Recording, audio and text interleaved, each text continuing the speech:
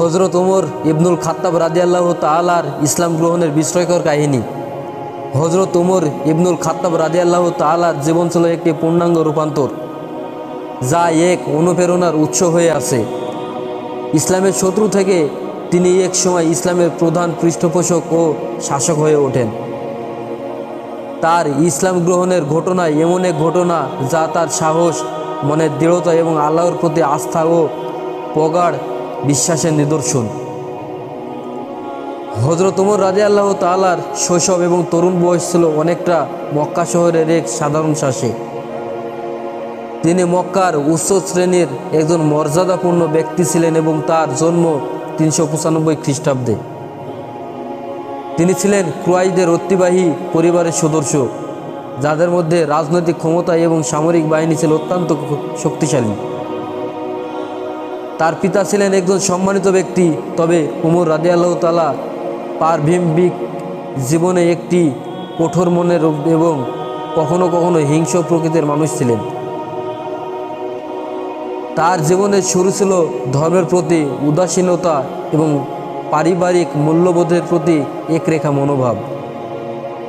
ওমর রাদিয়াল্লাহু তাআলা নিজেকে শক্তিশালী এবং অভিজ্ঞ জ্ঞানী মনে করতেন, কিন্তু তার কাছে ঈশ্বরের পথ ততটুকু গুরুত্বপূর্ণ ছিল না। তিনি ইসলামের প্রাথমিক প্রচার শুরু হলে মুসলিমদের প্রতি এক ধরনের শত্রুতা রাখতেন। তিনি তার জীবনের প্রথম দিকে রাসূলুল্লাহ সাল্লাল্লাহু আলাইহি ওয়াসাল্লাম এবং তার অনুসারীদের বিরুদ্ধে কঠোর অবস্থান নিতেন। একদিন ওমর রাদিয়াল্লাহু তাআলা শুনলেন যে তার বোন ফাতিমা রাদিয়াল্লাহু তাআলা এবং তার জামাতা সৎ ইমন জামআ রাদিয়াল্লাহু তাআলা ইসলাম গ্রহণ করেছেন। এটি তাকে অত্যন্ত বিরক্ত করে এবং তিনি সিদ্ধান্ত নেন তাদেরকে শাস্তি দিতে। সে সময় ওমর রাদিয়াল্লাহু তাআলা প্যালেস থেকে বের হয়ে একদিন সঙ্গে অস্ত্র নিয়ে মক্কার দিকে রওনা দেন। তার মনে একটাই লক্ষ্য ছিল, ইসলামকে নিশ্চিহ্ন করা এবং নবী সাল্লাল্লাহু আলাইহি ওয়াসাল্লামের বিরুদ্ধে ব্যবস্থা নেওয়া। ওমর রাদিয়াল্লাহু তাআলা তার বোনের বাড়িতে পৌঁছালেন। তিনি দেখেন ফাতিমা রাদিয়াল্লাহু তাআলা এবং তার জামাতা ইসলাম গ্রহণ করেছেন এবং তারা কিছু গোপনভাবে কোরআন পড়ছিলেন। ওমর রাদিয়াল্লাহু তাআলা তাদের কাছে গিয়েই রেগে গিয়ে তাদের উপর চিৎকার করেন, তোমরা ইসলাম গ্রহণ করেছো?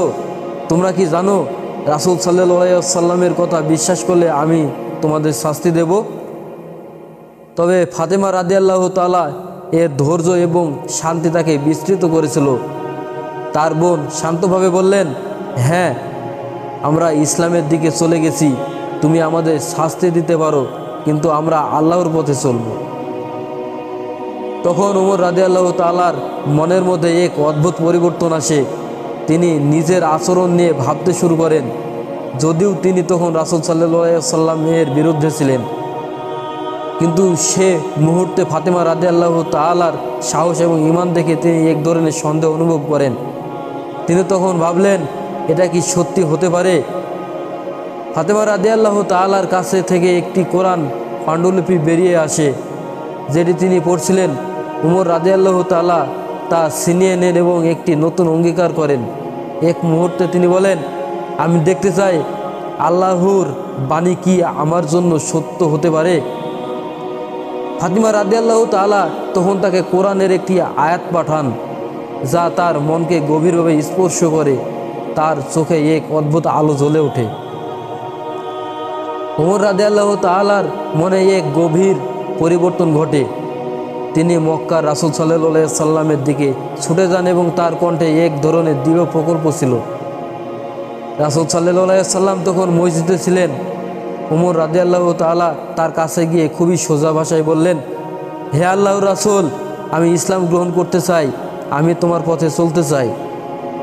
রাসূলুল্লাহ সাল্লাল্লাহু আলাইহি ওয়াসাল্লাম প্রথমে কিছুক্ষণ চুপ থাকেন, তারপর বলেন, সালাম ওয়ালাইকুম আসসালাম ওয়া রাহমাতুল্লাহি। আল্লাহ তোমাকে মঙ্গলের পথে পরিচালিত করুন। তুমি যদি সত্যি ঈমান আনো তবে সে পথ খুবই উজ্জ্বল হবে। এই মুহূর্তে ওমর রাদিয়াল্লাহু তাআলার মন থেকে সমস্ত সন্দেহ চলে যায় এবং তিনি পুরোপুরি ইসলামের প্রতি অঙ্গীকার করেন। এটি ছিল ইসলাম গ্রহণের একটি ঐতিহাসিক মুহূর্ত, যার পরিবর্তে উমর রাদিয়াল্লাহু তাআলার জীবন অমূল্য হয়ে যায়। ইসলাম গ্রহণের পর হযরত উমর রাদিয়াল্লাহু তাআলার জীবন পুরোপুরি পাল্টে যায়। তিনি রাসূলুল্লাহ সাল্লাল্লাহু আলাইহি ওয়াসাল্লামের সবচেয়ে বিশ্বস্ত সাহাবী হিসেবে পরিচিত হন। ইসলামিক রাষ্ট্র প্রতিষ্ঠায় তার অবদান ছিল অপরিসীম। তিনি মদিনা শহরে ইসলামের এক সুসংহত শাসন ব্যবস্থা গঠন করতে সহায়তা করেন এবং মুসলিমদের মধ্যে ন্যায়ের প্রতীক বয়ে আনে। তিনি মক্কায় ইসলামের একটি শক্তিশালী ভিত্তি গড়ে ওঠান এবং মদিনা প্রবর্তিত ইসলামের শাসন ব্যবস্থা শক্তিশালী করেছিলেন। তার শাসনকালে মুসলিম সমাজের ন্যায় ও কল্যাণ প্রতিষ্ঠিত হয়। তার ধারাবাহিক প্রজ্ঞা এবং ত্যাগ ইসলামের জন্য অপরিসীম অবদান রেখেছেন। বদর, উহুদ, খন্দক যুদ্ধ এ তিনি যোগদান করেছিলেন এবং ইসলামিক যুদ্ধ কৌশল গড়ে তুলেছিলেন। হযরত ওমর রাদিয়াল্লাহু তাআলার মৃত্যুর সময় ছিল এক গভীর শোকের মুহূর্ত।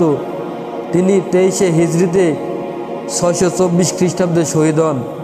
তার মৃত্যু ইসলামের জন্য এক বিরাট শূন্যস্থান সৃষ্টি করে, কিন্তু তার রেখে যাওয়া ঈমান, ন্যায়ের আদর্শ এবং শাসন ব্যবস্থা আজও মুসলিমদের পথ প্রদর্শক হিসেবে রয়েছে। হযরত ওমর রাদিয়াল্লাহু তাআলার জীবন আমাদের শিক্ষা দেয় যে ব্যক্তি সত্যের পথে ফিরে আসে তার জীবন বদলে যায় এবং তার জন্য আল্লাহর রহমত অত্যন্ত বড় হয়ে থাকে। উমর রাদিয়াল্লাহু তাআলা একজন শক্তিশালী নেতা এবং একজন মহান মুসলিম ছিলেন, যিনি তার জীবনকে এক অসাধারণ রূপান্তরে ঘটিয়েছেন এবং ঈমান ও বিশ্বাসের শক্তি দিয়েই ইসলামের পথে চলতে শুরু করেন। এটি ছিল হযরত উমর রাদিয়াল্লাহু তাআলার ইসলাম গ্রহণের কাহিনী এবং তার জীবনের কিছু গুরুত্বপূর্ণ ঘটনা, যা আমাদের জন্য অনুপ্রেরণার উৎস।